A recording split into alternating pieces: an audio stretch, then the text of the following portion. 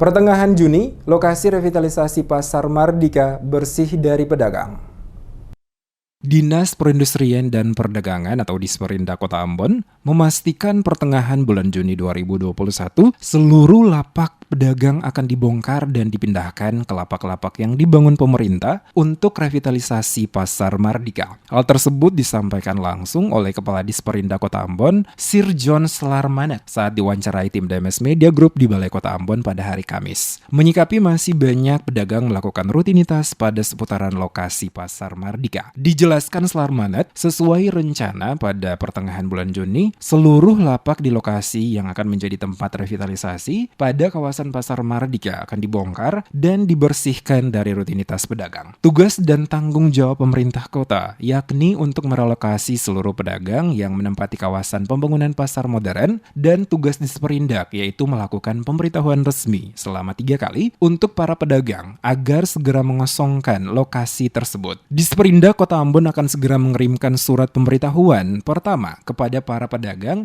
yang terdampak revitalisasi untuk secara mandiri meninggalkan lokasi dan menempati lapak-lapak yang telah dibangun pemerintah kota mulai tanggal 26 sampai 31 Mei. Kemudian disusul dengan yang kedua, di mana pedagang diberi waktu selama 3 hari untuk mengosongkan lapak mereka yang dimulai dari tanggal 1 sampai tanggal 3 Juni. Selanjutnya pemberitahuan ketiga hanya 1 hari, yakni tanggal 4 Juni setelah dinas memberikan kesempatan 4 hari untuk penertiban, dan jika masih ada pedagang yang tidak meninggalkan lokasi, akan dilakukan penggusuran secara tegas sesuai kewenangan. Terkait dengan revitalisasi Pasar Mardika, pemerintah kota punya tanggung jawab itu adalah mempersiapkan lokasi kawasan pasar, di antaranya relokasi pedagang. Ya, jadi skenario relokasi pedagang itu saat ini sudah dilakukan, dimulai dengan pemberitahuan resmi. Pemberitahuan itu kita buat dalam 3 kali.